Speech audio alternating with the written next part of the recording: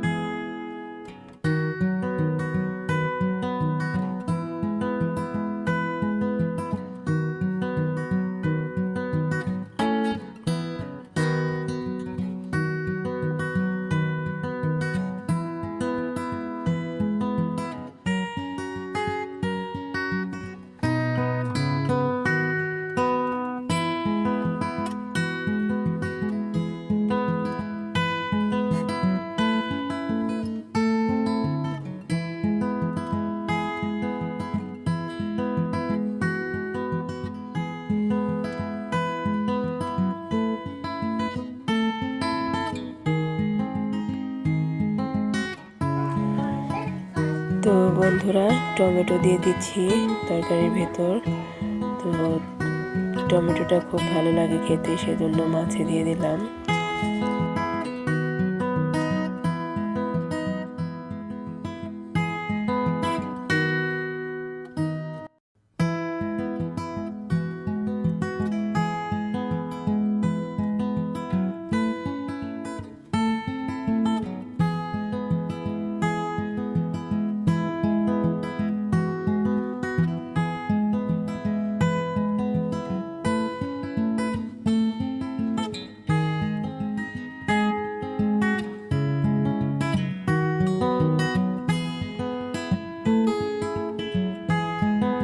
তো বন্ধুরা, তরকারিটা হয়ে গেছে, এখন ধনেপাতা দিয়ে দিচ্ছি।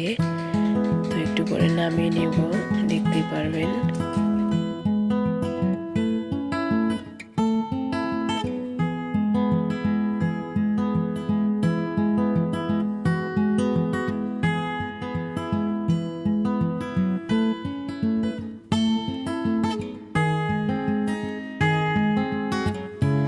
তো ফাইনালি বন্ধুরা, দেখতে পাচ্ছেন তরকারিটা নামিয়ে নিয়েছি, সুরমা মাছের তরকারি।